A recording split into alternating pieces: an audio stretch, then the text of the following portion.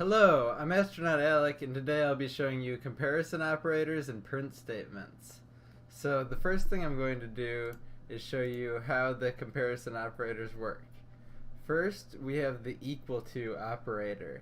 So this says if the values of two operands are equal, then the condition becomes true. So A is equal to B is not true because we're going to assume A holds 10 and B holds 20. And I'll show you this in a program soon. But the next operator is the not equal to. So if the values of two operands are not equal, then it becomes true. This next one, I don't know what it does, but then we'll move on to the greater than symbol, which says if the value of the left operander is greater than the value of the right operand, then the condition becomes true. Then we have the less than symbol. If the value of the left operand is less than the value of the right operand, the condition becomes true.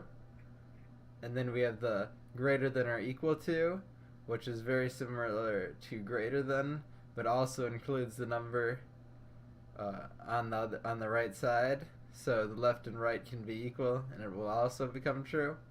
And the left one is similar. If the left operand is less than or equal to the value of the right operand, the condition becomes true. So now I'm going to show you the if statement, which says an if statement consists of a Boolean expression, so a true or false expression, followed by one or more statements. The if-else statement is an if statement that can be followed by an else statement, which executes when the Boolean expression is false. And then you also can use nested if statements, but we won't be exploring this yet. So, in the example that I've created, I followed what they had printed in their tutorial, and I set A to 10 and B to 20. Then I asked some questions that you can write down on a piece of paper and answer yourself to test if you understand the Boolean logic. But our first example would is A equal to B, and we'll test that in our if statement. So we say if A is equal to B, and then if that's true, it'll make a true value here, and then it'll print this statement. But if it's false, it'll print the else statement. So the first one, I'll show you how I'm doing this.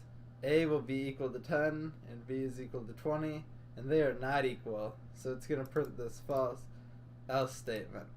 So if it's true, for example, the second one, which is example 2, A is not equal to B, which is a true statement, as A is 10 and B is 20, so they are not equal, it'll print statement 2 is true. A is not equal to B. So the next one, I use the greater than operator for is example 3 is A greater than B. Then example 4 is A less than B. Example 5 will be is A greater than or equal to B. And example 6 will be is A less than or equal to B. So I'm going to give you a second to write down your answers, and then we'll run this program in the shell. Alright, if you wrote down your answers, now we're going to pull up what the results are. So we have example 1 is A equal to B, and we'll see A is not equal to B. That is false. The example 2, A is not equal to B, is true. A is not equal to B.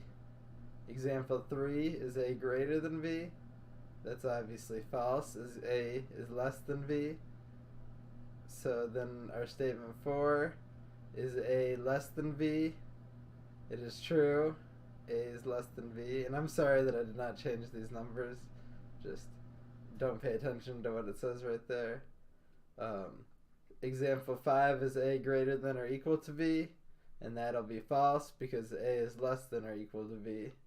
And our last one is example 6 is A less than or equal to B. And that is true. A is less than or equal to B.